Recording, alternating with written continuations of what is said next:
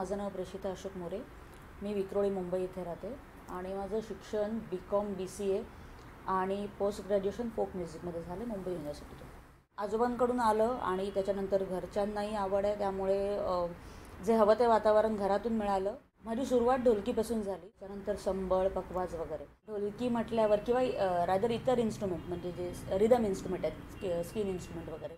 Rhythm instrument असल्यावर तिथे पुरुषच असला पाहिजे असं आपल्याकडे चित्र तयार झालेलंच आहे.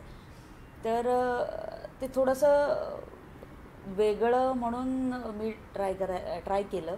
आवड होती म्हणून मी ट्राय केलं, पण घरातून चांगला सपोर्ट मिळाला. समाजाकडून थोडंसं एक्सेप्ट करताना वेळ लागला. अगदी सुरुवातीला ना, आत्ता बऱ्यापैकी सगळ्यांनी एक्सेप्ट केलं आहे, पण अगदी सुरुवातीला पुरुषांनी म्हणण्यापेक्षा ना स्त्रियांचाच थोडाफार नकाराचा पाडा होता की मुली वाजवत नाहीत.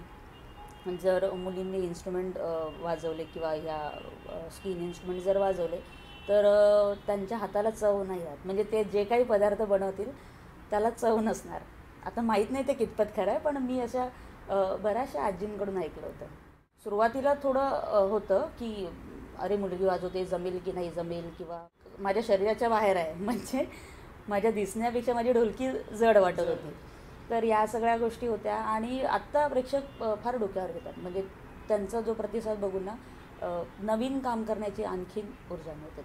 पण मी काही ठिकाणी असं परफॉर्म केलं आहे की मी ढोलकी वाजवते आणि एखादा मुलगा लावणीचा वेश धारण करून ती लावणी सादर करतो.